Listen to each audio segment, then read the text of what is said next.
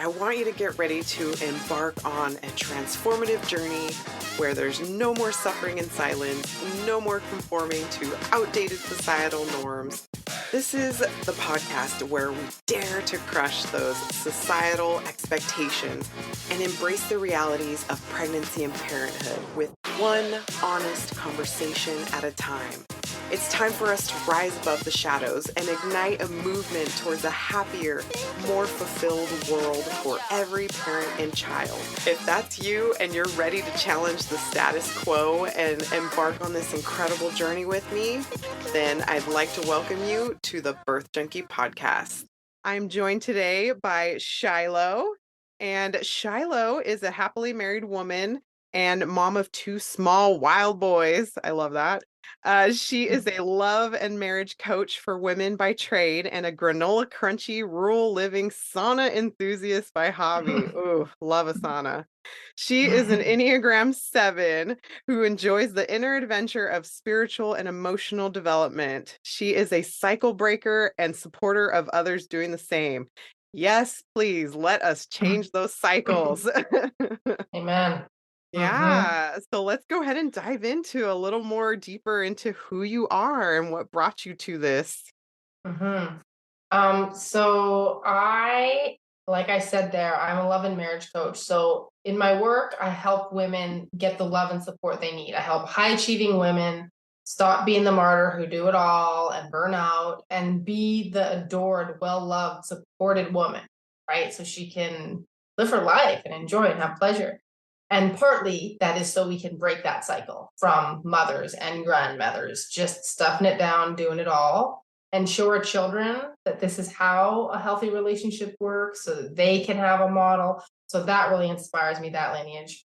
And then what inspires me about the birth story is that I came to all of this by way of being obsessed with giving my children the best possible start in life. And, that's the granola-crunchy thing and attachment parenting. And I wanted midwives and all those things. And I still love all of that. And I see that as the sort of, there's the side where we are so focused on our children and we want to provide that absolutely immaculate thing. And then there's the part where we need a partnership and support to do that. And sometimes that part gets totally forgotten. And then it comes back later and destroys our lives. So I like to help women remember that part's pretty important too. Gosh, I love that. And I love because there's so many like generational structures that I feel like need to be broken down because so much of it was based on the woman holds all of the house stuff. So the kids, the cooking, the cleaning, all the things. And now in this newer society, that it's just not really possible. We're two parents, they typically have to both work. Right. So why should all the load still be falling on us? Like, yeah, so it's time to break those cycles. Yes, completely. And I always say that women, wanted to do different things with our lives, and now economic realities are what they are, but men didn't get the memo. Like, they were like, what are we doing differently? Like, Yeah. I didn't know. And so each individual woman in her own life kind of has this task of like, oh, I have to speak up like my mother's generations never did. There was just roles handed to you that you just acted out. We have these modern problems, which are good problems because we have more freedom, but we have no template for how to deal with that situation. Exactly. Yeah. And then so how does this play into like your personal journey into motherhood? Did that kind of help push you towards this? Oh, yes, completely. So, I had a very idealistic notion of family and motherhood and marriage that I was probably perfectionistic as well, as somehow I'm going to get it right and it's going to be perfect and beautiful all the time, or at least most of the time. And I had been a nanny and read all the books, and I was even a Montessori teacher. So I was just setting myself up for a massive face plant. Those of you who are mothers have experienced this. Um, and so when, motherhood was very difficult and it wasn't what I expected in terms of ease or me knowing what to do or managing my children easily. And it had massive effect on my marriage, as children do, which I didn't know how to navigate that either. So the children woke me up to rage and the stuff I had stuffed down because I saw myself as a positive, easygoing, not easygoing is a stretch, more intense, but a positive intense, to Mhm. like, oh, there's a lot of dark intensity here and I've got to face this because I'm miserable and I'm clearly making the people around me miserable. And so there was a level of accountability and maturity that my children initiated me into. Yeah. And I feel like, oh my gosh, I resonate with this so much because I feel like after every child that I had, because I have 4 kids, it Mm. was like a different type of darkness that I never even thought I had in me. And it made me kind of scared, like, "Oh my gosh, why is this coming out?" Like, and it's not obviously pointed towards the kids, like, it's not because of the kids, but Mm. it's having the kids that brought that out because it made us face these different decisions that we weren't prepared to face. Yeah. They reveal it in you. It's like it's your stuff, but they're gonna point that mirror at you relentlessly until you own it. Yeah, And you can that's blame your husband. That's one of the ways women try to get out of it. And that's where I realized I was doing that. mhm, He's not responding the way I want. He's not helping the way I want. Why doesn't he get it? Right. Nobody gets it. I'm cute, child wounding. Nobody cares what I think. Nobody cares how I feel. It's no fair. It's no fair. It's no fair. And I thought, oh, like I didn't think this, but I reached out and got a mentor. And it was like, Shiloh, you're a grown woman. Like you can literally do whatever you want tomorrow. And that's what I come back to because the victim mindset's insidious. It can sneak in. It's great to have a pity party for yourself, makes you feel very self-righteous. And I feel like society, women are in such a funny position in society because we are trashed and pedestalized at the same time. mhm. So it's like, yeah, men don't get it, women always get it. And it's like, no, we don't always get it. Often our BS is also at play. We're human. Yes, exactly.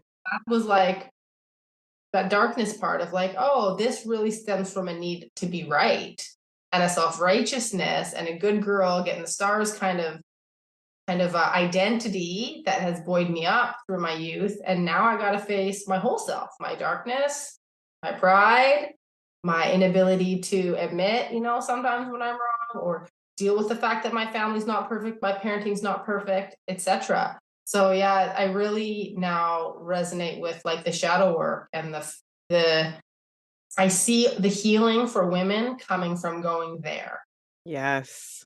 Yeah, and that's so important that you touch on that because as I've been doing this podcast, like I created it because I was struggling hardcore. And I was like, I cannot be the only one. Like I felt like I had to be this perfect, picturesque, Right. family, do all the things. And I was felt like I was drowning. And I've talked to other moms, and I was getting the same thing. And I was like, why is nobody talking about this?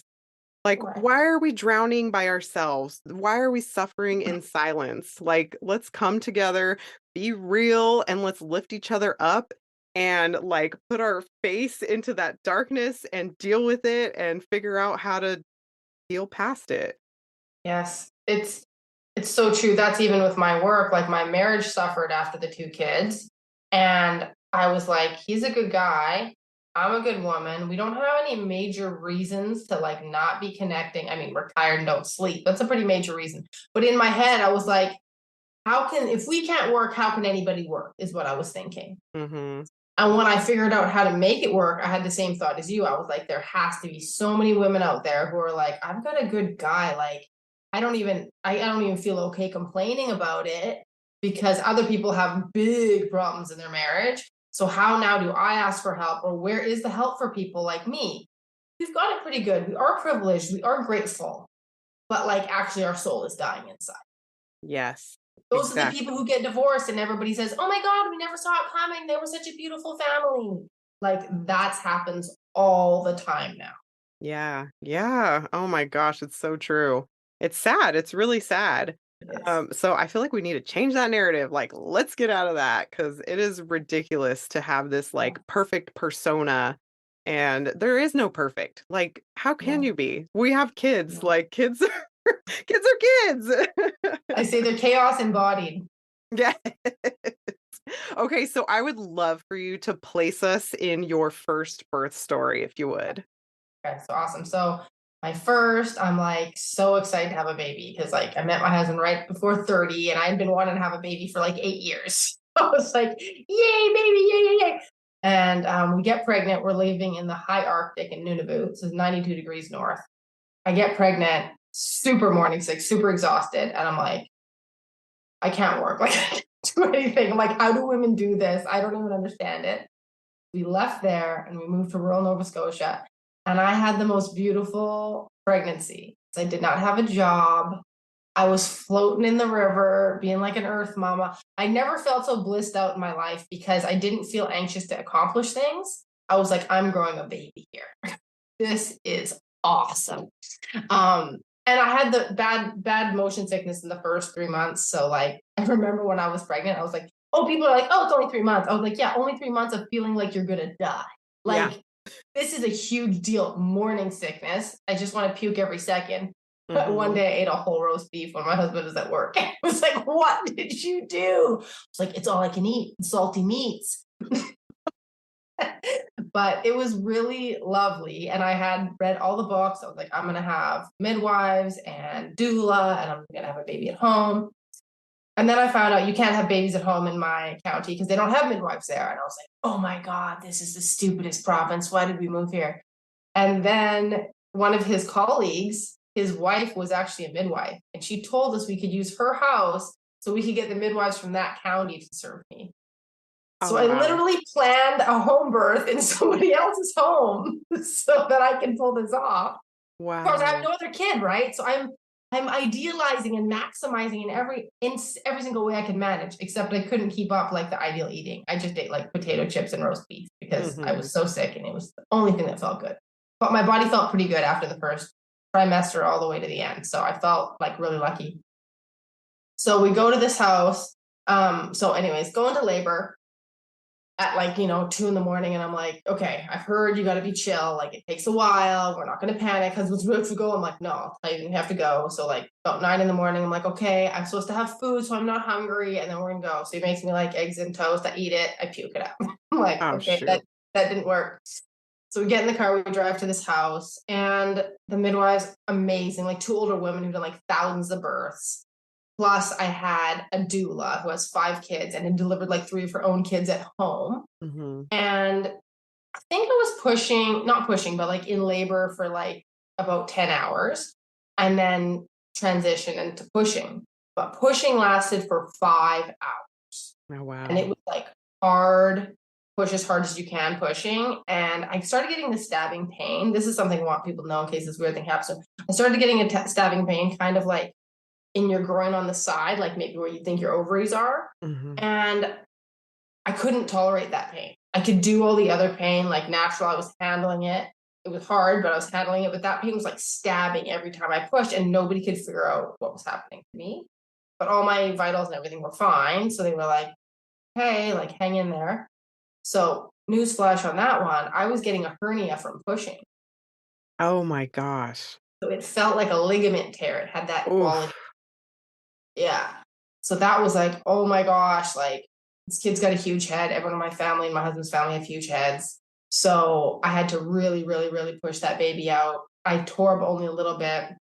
And he came out and he was healthy. He cried. He was wonderful. And we got to hang out at that house for 3 days, just like naked and in our jogging pants. And the midwives would check in on us intermittently, weigh the baby, like chat to us about nursing. It was just like everything that I dreamed midwives would be like. It was so lovely. And I was like, at that time, I was like a raging advocate for like making everybody have midwives. And then I had a kid, and all my energy for any kind of political activism went right out the window. I can't do that ever again. But like, I still find it an absolute travesty that not everyone gets access to a midwife.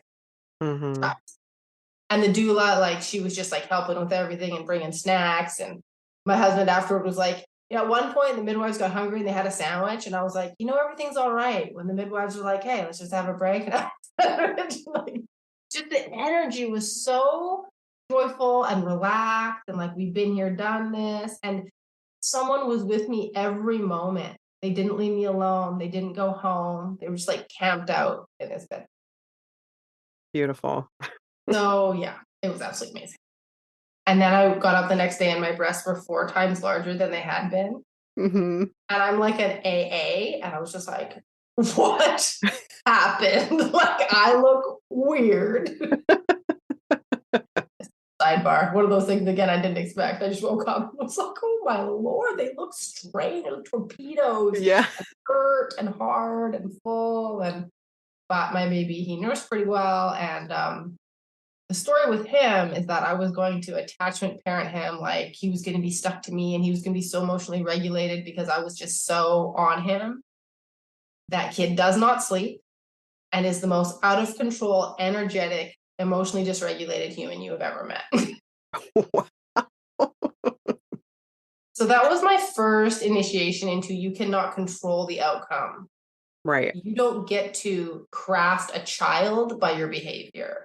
Hmm. That was a tough pill to swallow. Probably still is. I'm still working on it.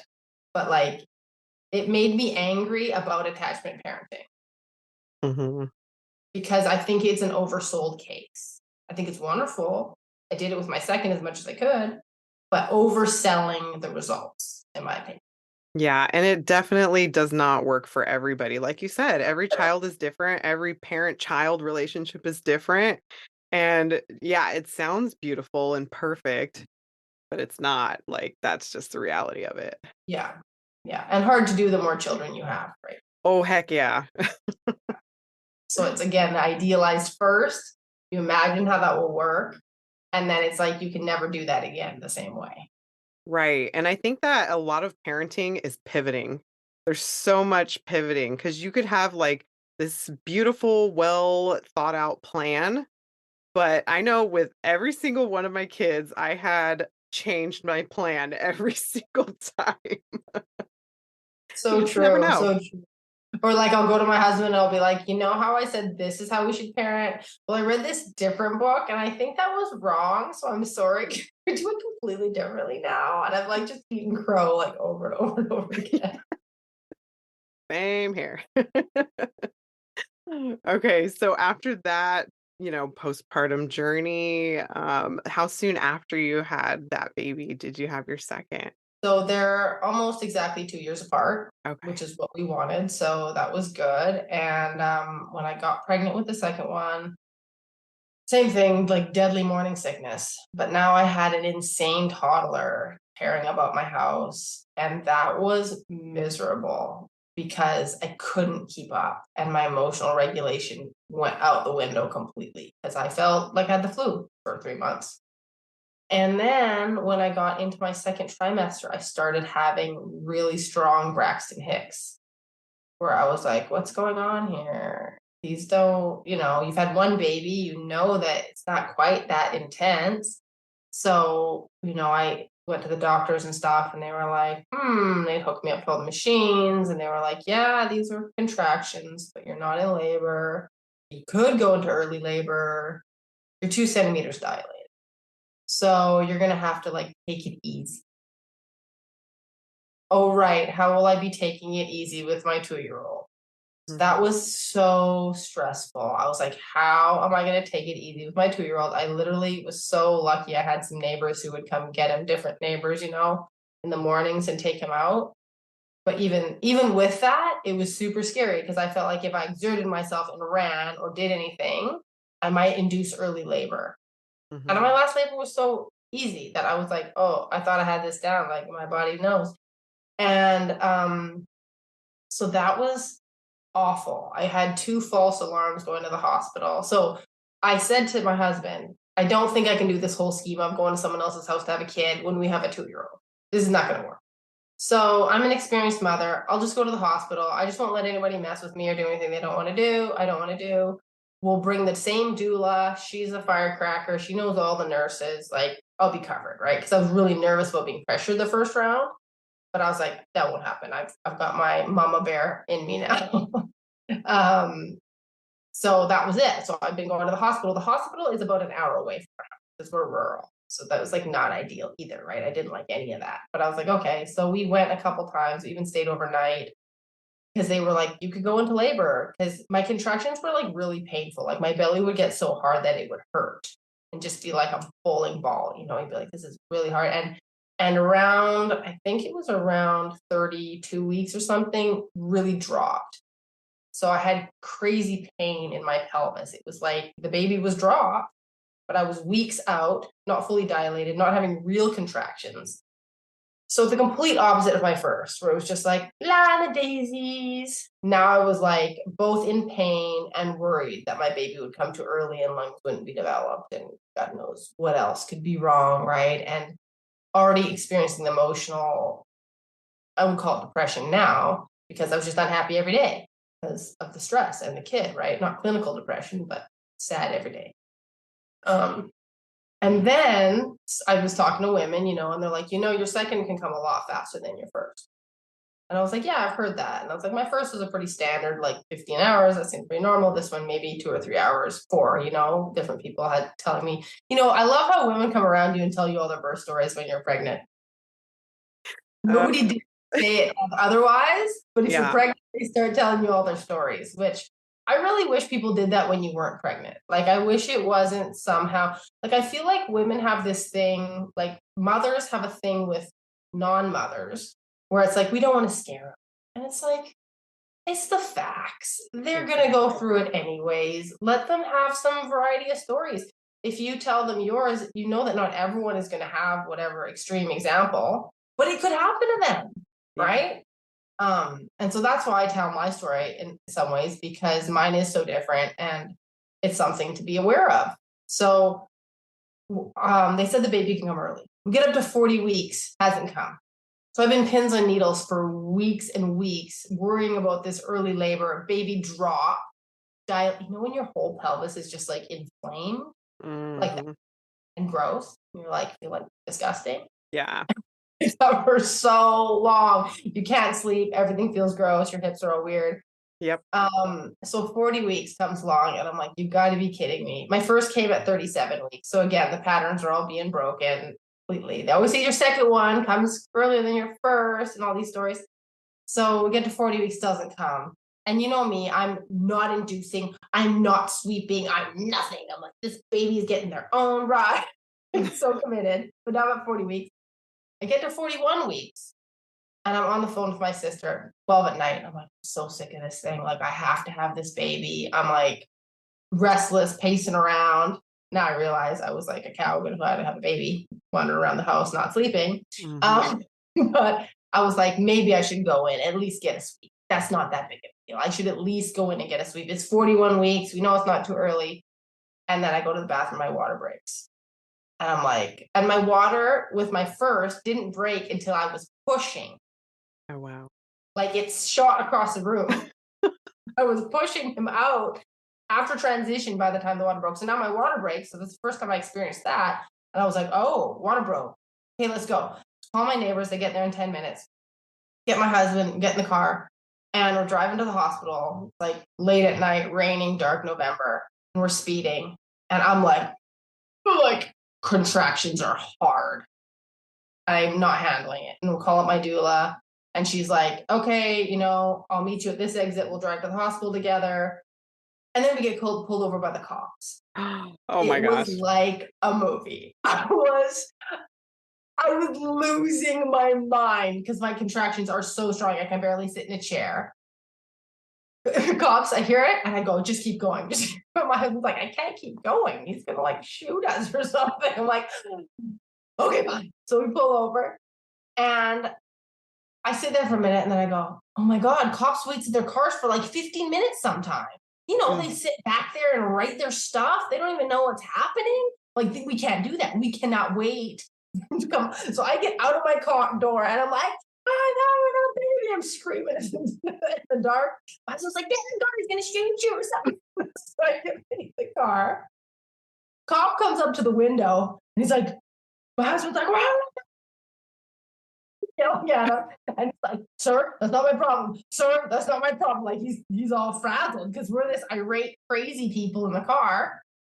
And then finally, he gets it.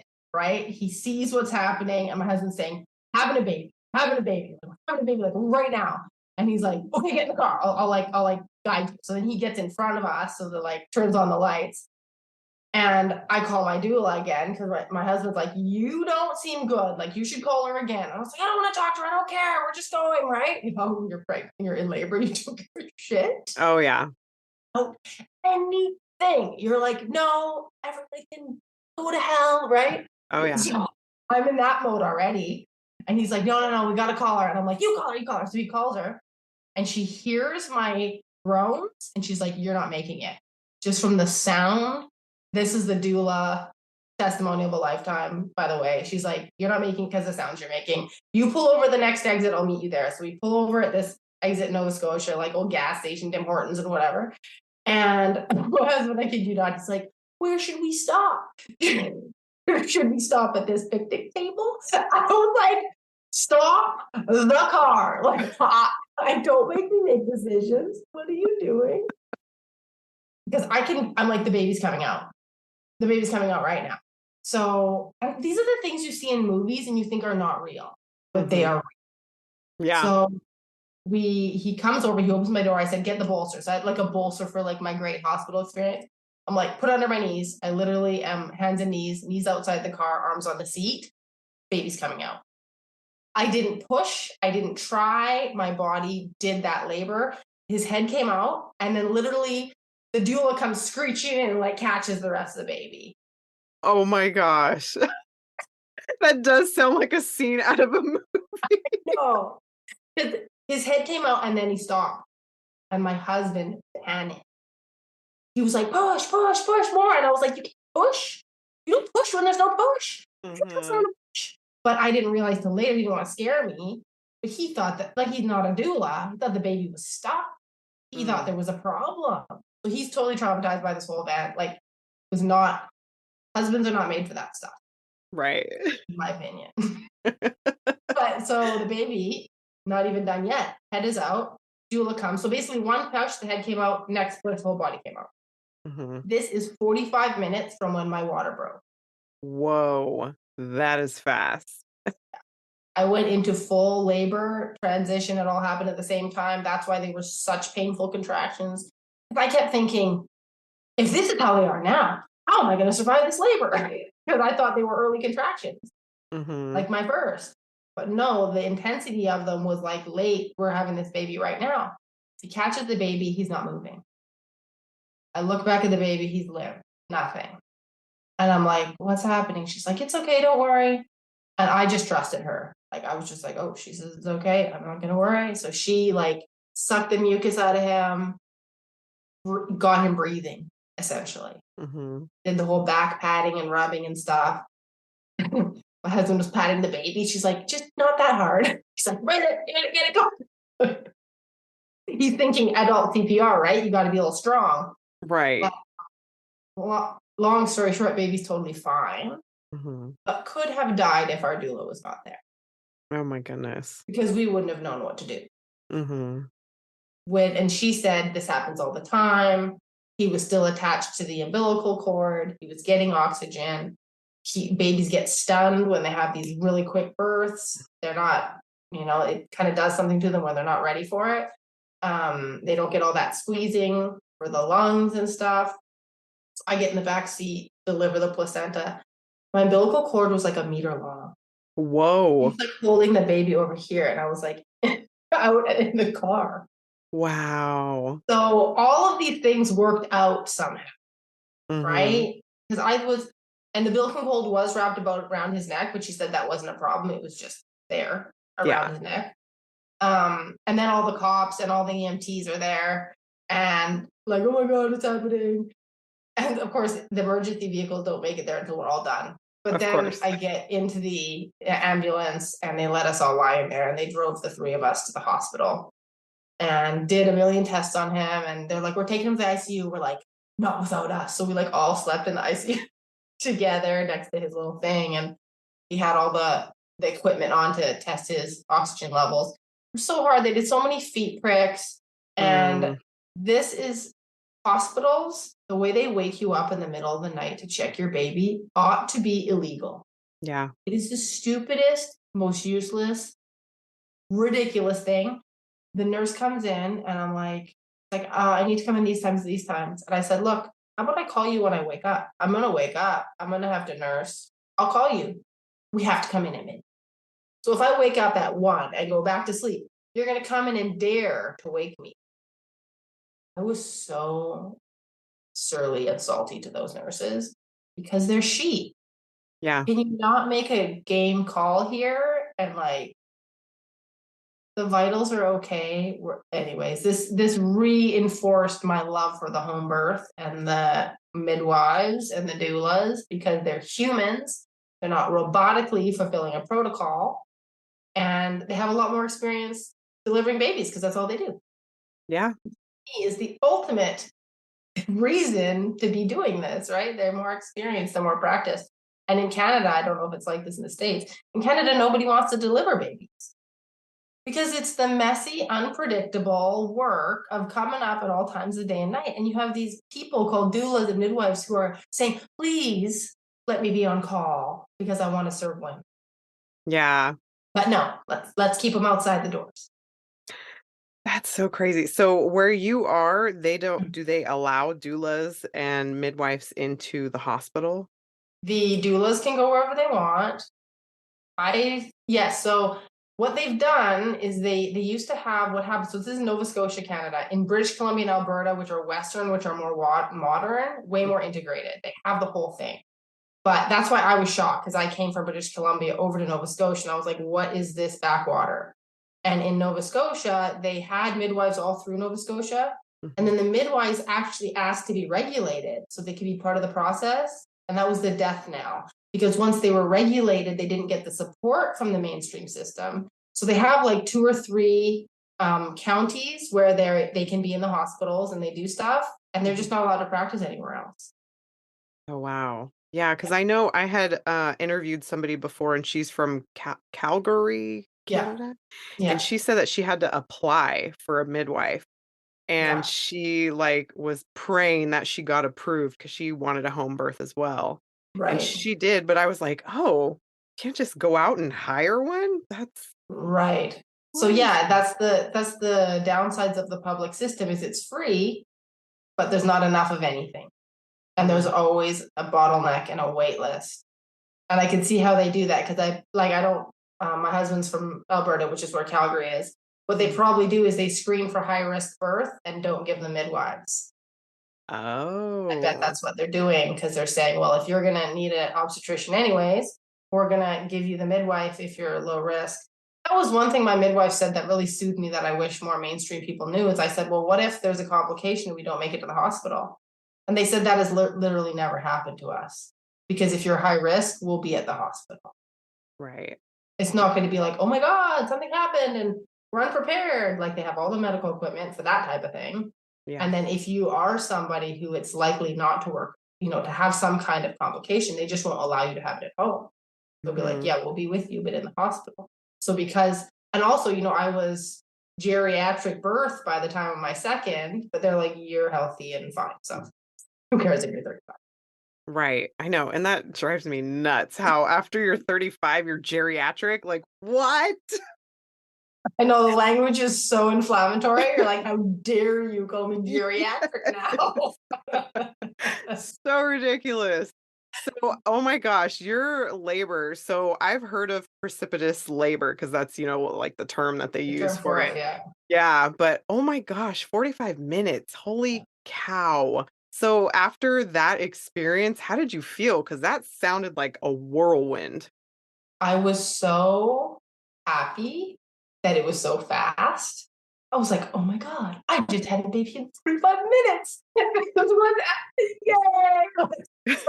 It's like everyone else was shell shocked, and I was like, got my baby and all done. Like I felt like it was some kind of great blessing because the whole thing was so scary. And then it was just over.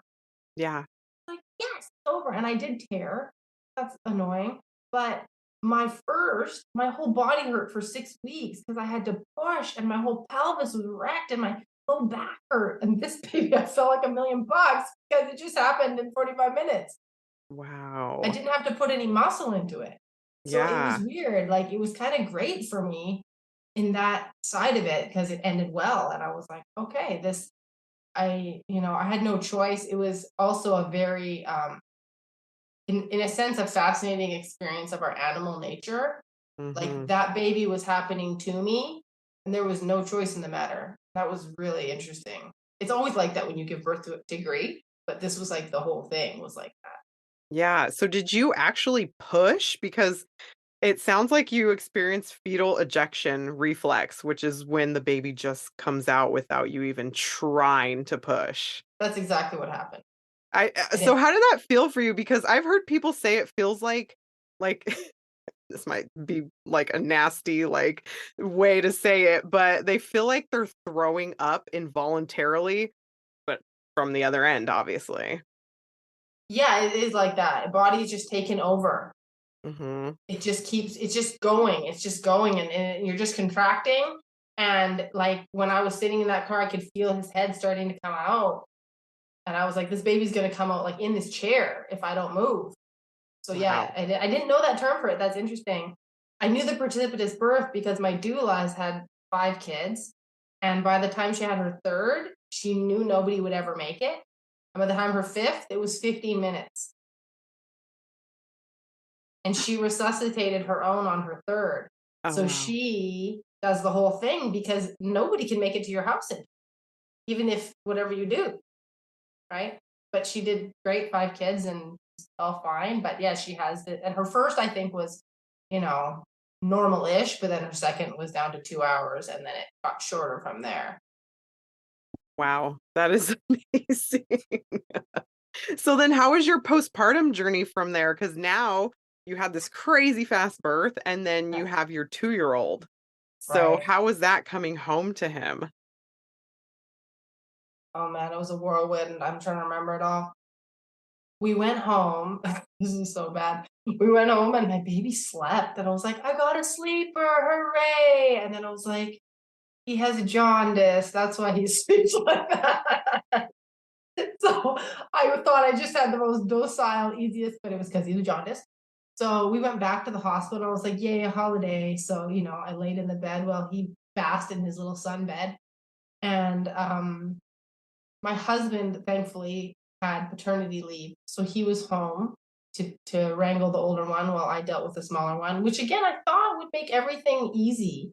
But of course, your child wants you, and they're going through this big rejection thing. And so my oldest, who had been, super attached and on me all the time and never had to give me up for anything really, was now seeing this other child always on my lap, always at my breast, stuck to me, and was super acting out because of it.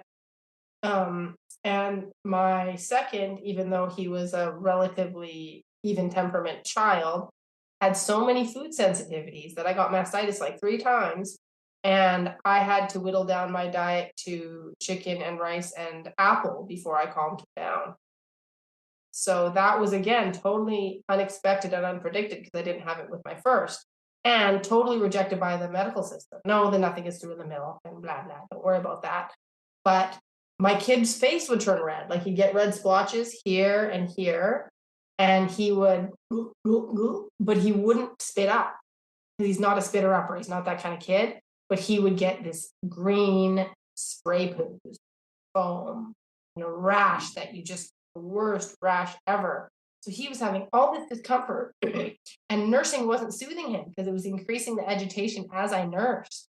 So he wouldn't fully empty and he would not latch grade. And so that was, again, I was just like, what is this now? This is really hard. But I do have to say that when I was not sleeping at all and I was trying to nurse my second, I sat up so many nights. I experienced rock bottom of humanity for myself. And I learned to take responsibility and own my experience on a level that I never had before. And really is how I am who I am today. Like how I became a love coach. I tried to get a parent coach for my oldest because everything was going crazy. And she introduced me to like, hey, you're not a victim. And there's this thing called emotional self-regulation and self-responsibility, and your inner child is having a big tantrum right now. she was not happy with the card she was dealt. So that, yeah, I think that's the story. And that's a lot. And I love that you talked about inner child because I feel like so much of the way that we react or interact with the world stems from our childhood. And a lot of us ignore that, I feel like, because, we're like, well, we're past that stage, it Right. can't be affecting me now. I'm an adult, I know all the things or whatever, but it's important to go back and like really sit with that inner child so you can figure out what is going on and how is the best way that we can navigate this new journey of parenthood. Like, oh my gosh, it is so much more in depth than I think we let ourselves believe. Right, right. And I felt that too. Like I had this kind of narrative of like, well, why is this so hard for me? Shouldn't this just be a thing? My mom had 4 kids, other women had like 10. Like, what's my problem? Why do I have all these feelings? And I think what you said is so true is that in this modern time where roles are up for grabs, where women don't have communal support, they don't have mothers and grandmothers and aunties, we are put into a crucible essentially of pressure where, yeah, it's different and it is harder and there's no guide rails. You could have 10 different people tell you 10 different ways to do it. So now what are you going to do? What are you going to do? What are you going to do now? What are you going to do now? And what I always tell people with inner child is that anytime you hear yourself saying something always and never, nobody listens to me. That's your inner child. And you're saying it's not fair. That's your inner child. You're saying it shouldn't be like this. That's your inner child. Because this is how it is. This is reality. And it isn't always bad, but your inner child has no nuance. An adult, healthy woman can say, you know what, this part of parenting makes me want to poke my eyeballs out. And this part is like the most heartwarming thing in the world. And the tension between that is kind of excruciating, but like I'm going to try and embrace all of it. But your inner child is going to be like, I suck at this. My kids hate me. I'm a crap mom. Like, why do I even try? And that kind of like just throw it all in the bin kind of attitude. That's your inner child or your inner teen. But that's your inner child trying to get her voice heard. And so you don't need to have like insane trauma with a capital T to have your inner child be acting up and frankly will destroy your life if you don't give her attention because a child should not be running your marriage and your children. Exactly. So, gosh, we could go so deep with this. And I love all this talk because I've had to sit with my inner child really deeply. Like my fourth baby, I just felt so like out of sorts and I didn't realize where it was coming from. And it created like this almost like a barrier between like my husband and I. And Mm, I just felt like, why don't you understand me? Why don't you get this? But I never actually, like, voiced things to him. I just kind of, like, assumed he should know these things, and I think that just really, like, it put, like, that wedge or barrier between mm, us, and once I started sitting with my inner child, because I was acting like a child, like, exactly like you said, yeah, those words that you used are key because it's like we have to think about, like, what the words, like, our kids use for us, and right, that is a t that is that sign, like, right, okay. So is right. that kind of what, like, brought you to, marriage counseling and, like, diving into that work? Yeah, when I learned about creating emotional safety in myself and providing emotional safety to my children, I went, oh, that's what I'm not doing in my marriage. Right? I'm dumping emotionally, I'm Mhm. blaming, I'm criticizing, I'm just, like blah. I feel like this, blah, just let it all out, just being an inner child Yeah. and in a way expecting him to be the adult, right? Mhm. And this is how the inner child is trying to get their needs met, right? I didn't have an adult hold space for me. So you, my husband, need to hold space for me like you're my dad. And if you can't, you're a jerk because my dad was a jerk too. Like, it's like that. that projection of like, Yes. now you have to meet this. And I admit, when I started doing the work, there was a lot of resistance of like, why should I have to be the adult? Hmm. You should have to be the adult. And oh, okay. Yeah, that's how a child feels. Because they shouldn't have to be the adult. So the part of me that had to be an adult when I was a child was not impressed with this play. And she needed a lot of validation. Like I did it every night for a season where I would listen to her every night, all her complaints, all her ranting and raving and sadness, and just be like, yeah, it is hard. This is not fun. Like this is a tough season and I get it. And it was so cool because that process built so much resilience in where now, like I try to explain this to people, but once you have this piece of relating to yourself, nothing scares you anymore. Hmm. Like things scare you for a minute, but then you go, oh, wait, that's just a feeling. That's fear. I can sit with fear. It won't kill me. Exactly. So then how did you navigate that with your husband?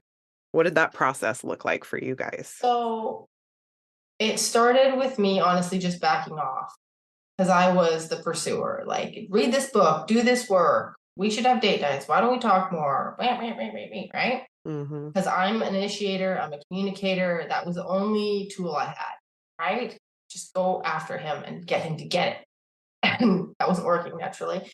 But at the time, I thought, I'm doing everything right. I'm a communicator, right? And you don't get it, and you don't have any skills. And now I realize, like, yeah, I might have been more verbal than he was, but I was not communicating effectively most of the time, or Hmm. vulnerably, or from a place of responsibility and respectfulness.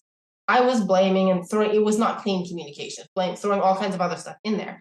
So I stopped. And that's what I do with my clients. I'm like, you just got to stop for a bit because you got to stop the bleeding. Like the relationship is raw. There's lack of trust. There's lack of safety. You don't just go the next day and be like, but now I'm communicating better. Like he's not going to hear you. He's going to expect you coming at him with the same energy you did yesterday. Hmm. So there's a season to let the wounds heal. And this is where you learn self responsibility. You don't bring every single thing to his feet. You don't blame every single thing on him. I even say, imagine he's not there. Imagine your husband, God forbid, drop dead tomorrow. It's not his fault. He didn't leave you, he didn't cheat on you, but you're just on your own. How are you going to handle all those feelings? What would you do? How are you going to do it? And I find that doing that stops that knee jerk of like, if he would, then I wouldn't feel this way. But I wouldn't have this problem if he didn't. You know, we quickly always project it back out on him, and it always becomes he's the source of it or he's the cause of it, right? And so I started by not doing that, by really just backing off, focusing on myself, healing myself, and appreciating him. Just only positive stuff. What about the fact that he has been sitting through my crazy and not retaliating? And even though he might be kind of grumpy and quiet, he's showing up for the kids, he's showing up for me, all that stuff. This whole toxic meme about you shouldn't have to thank for the bare minimum needs to go. There's no such thing as bare minimum. Every single thing a person does for you, they don't have to do. Hmm.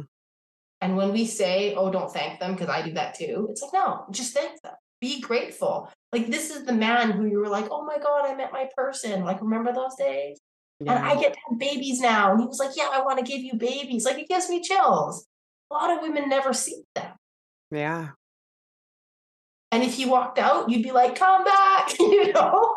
But when you're taking him for granted and when you're in your inner child, you're all entitled.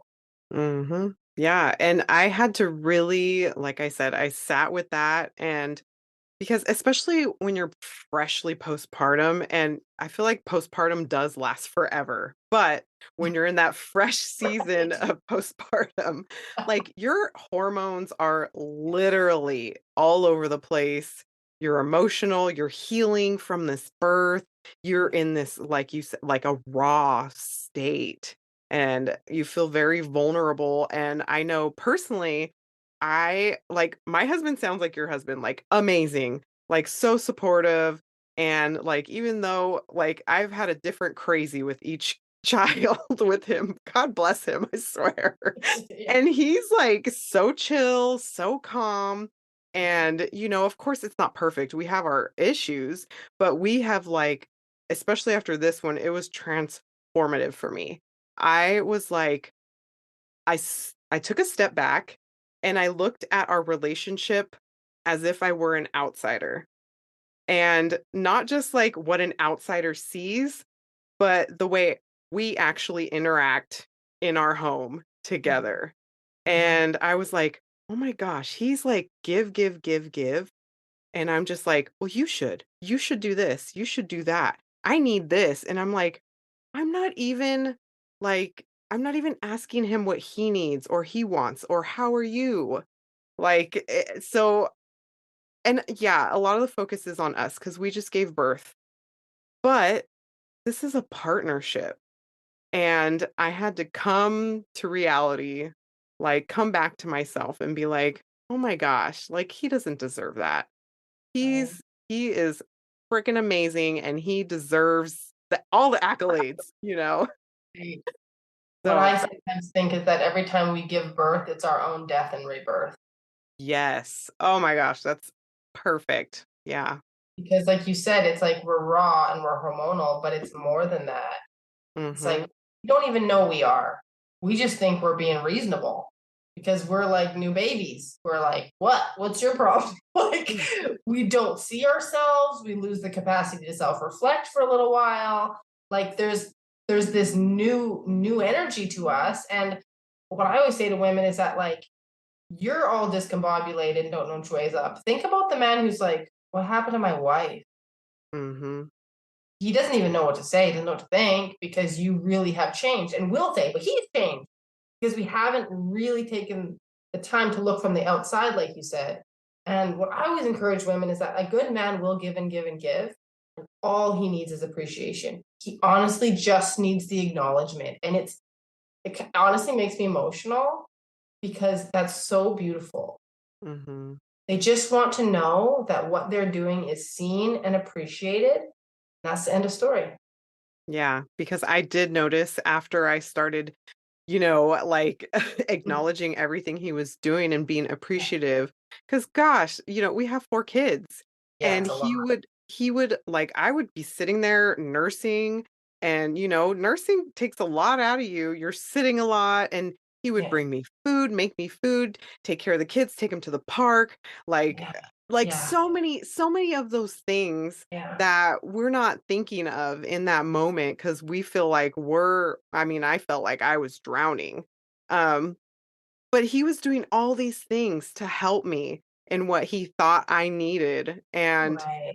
we never talked about it until I finally realized, like, oh my gosh, he's amazing. And then once I started saying, thank you, whatever, Mhm, uh, it changed. I feel so much closer to him now and I just, like, look at him and I'm just in awe because mm, I'm like, "He's an amazing dad. He freaking works and comes home. I'm sure he's tired, but he still plays with the kids.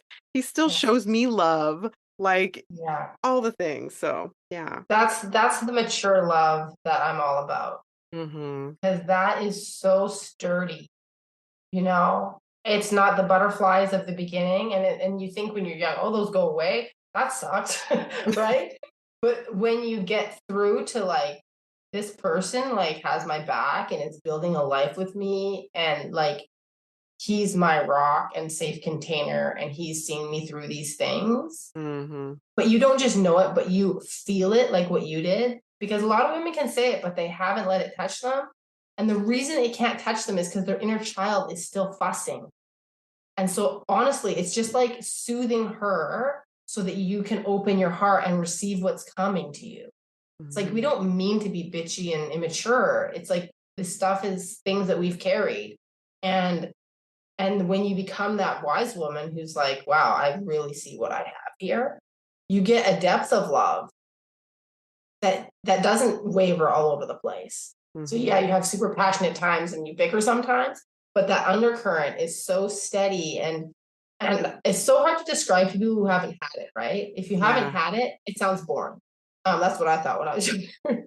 um, but when you're a mother, I think motherhood also makes you appreciate it because you're so vulnerable.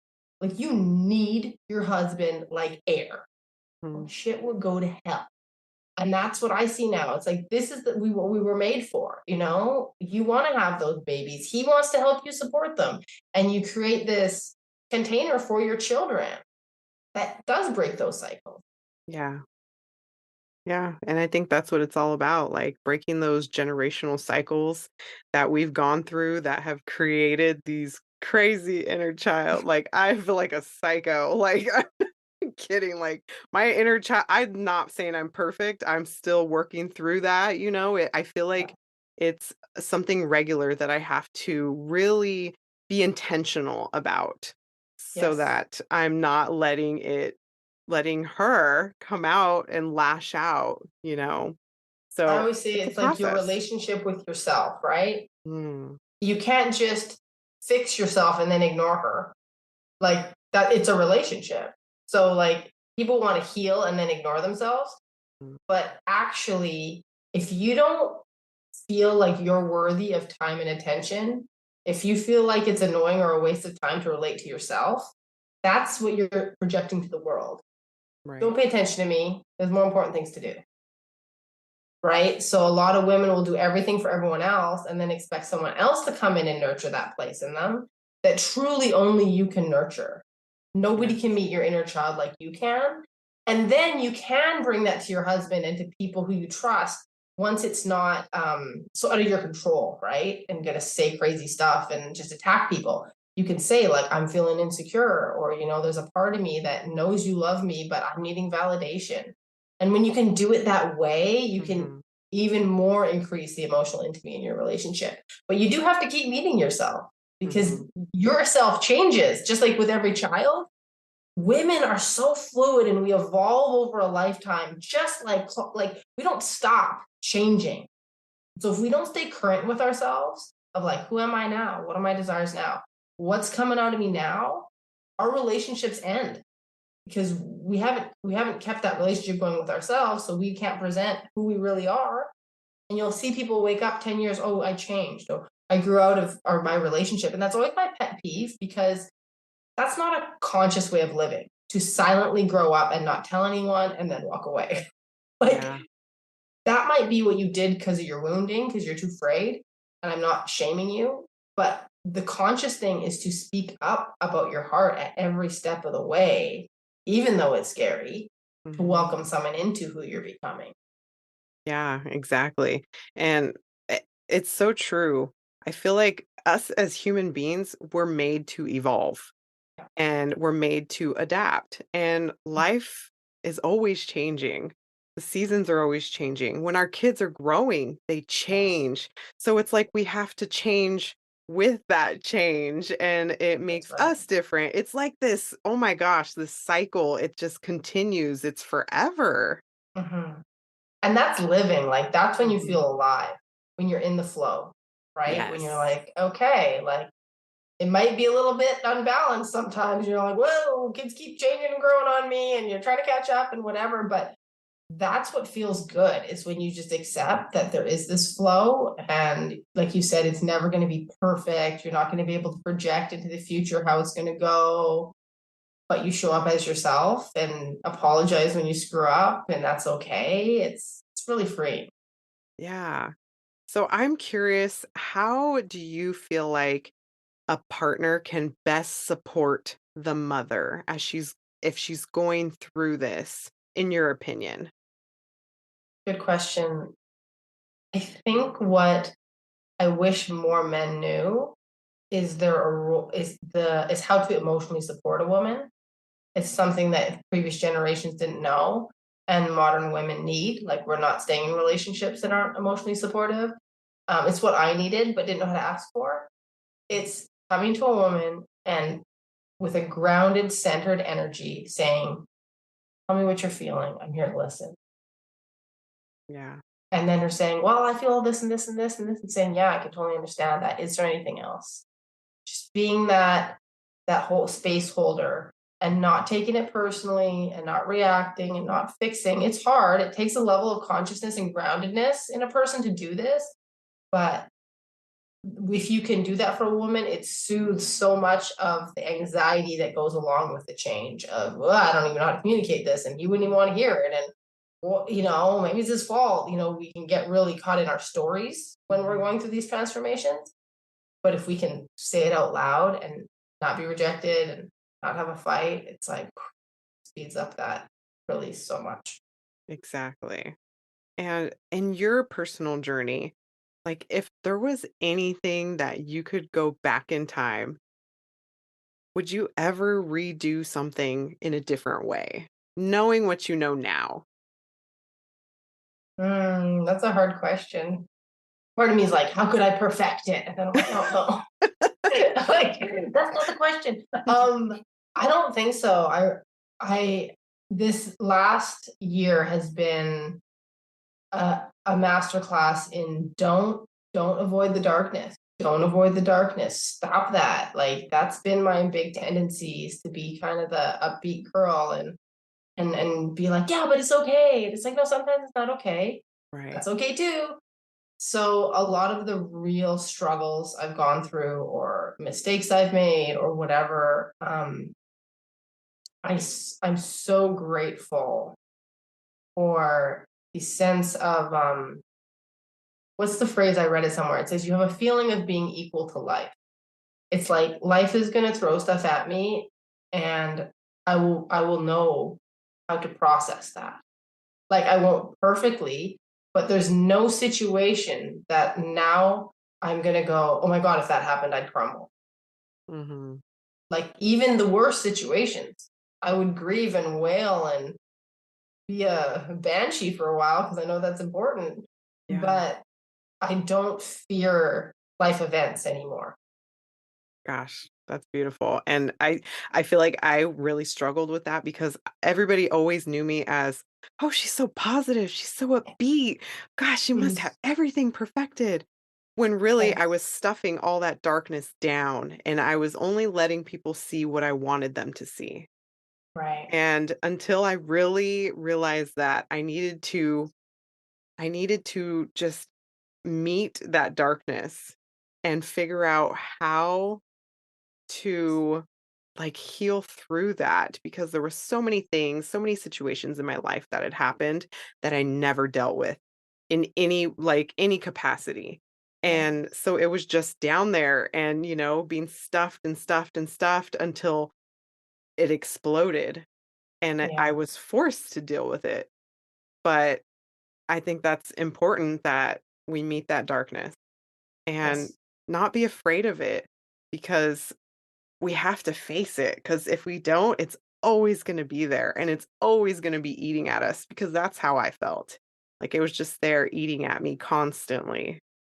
That's exactly it. You cannot escape the emotions.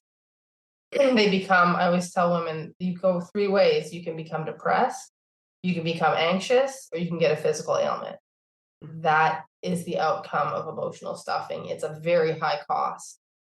And so if you are afraid to dig into that Pandora's box, as many people are, just know that it's going to cost you anyways. mhm, You can't actually avoid them. But if you consciously face them, it's going to be uncomfortable. I mean, I've gone through seasons where I'm like, gosh, I'm always dealing with some kind of sadness or shame or, oh, I'd be judging myself. I'm one of those people now. But it was the best work I ever did, and I need to continue to be open to it. I actually believe that it will happen every winter because I was mhm, noticing how myself and my clients would hit a bit of a funk around November, mhm, have a family disaster around January, and come out of it around March. And I would do this to some degree too. And I thought last year, not doing it this year. I'm going to be so self care. It's going to be wonderful. And I did it. I was like, and then it clicked. This is what winter is for. mm, You're going to shed. It's the bleeding of your cycle. It's the winter. Things that you don't need, things that you're carrying that need to be get rid of will force themselves to the surface. And if you're surrendered to that, you can soften through it.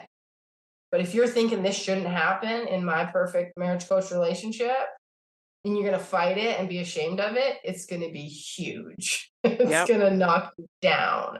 And yeah, so, yeah, I this winter I thought, you know what? I'm going to hold space for myself every winter, and I'm going to expect things to come up. Yeah, and I think that's there's so many important things that we've talked about, but really just noticing, like, what triggers that, and like you said, it could be a season, it could be a person, it could be a Right. conversation, whatever that might be, Right. and realizing that you maybe need to do something a little different or try something different this time around because it Yeah, might be the change you need. that's right. That's right. Well, gosh, Shiloh, I have so enjoyed this conversation. I love it. And okay, so I want people to be able to connect with you. So, what would be the best way for them to do that? So I am active on Facebook and I have a free Facebook group. You can find me just under Shiloh Minor.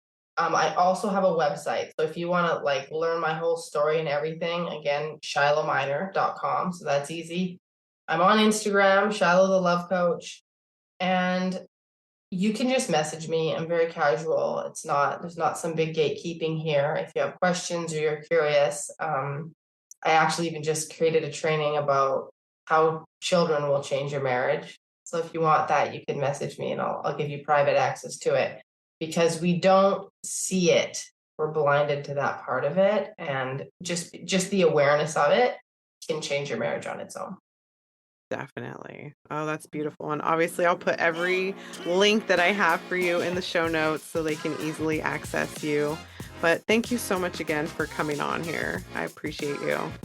Thank you. I really was nourished by this conversation and I find it so moving to speak with other women who are also doing this work because to me it's the most important work in the world. So thank you for hosting me. Definitely. Oh my gosh, that conversation with Shiloh was so beautiful. I enjoy listening to all of her amazing stories and tips. And if you have any questions or something resonated with you that you want to chat deeper about, go ahead and message me or message Shiloh. We'd be more than happy to chat with you. And until next time, have such a beautiful week. Bye.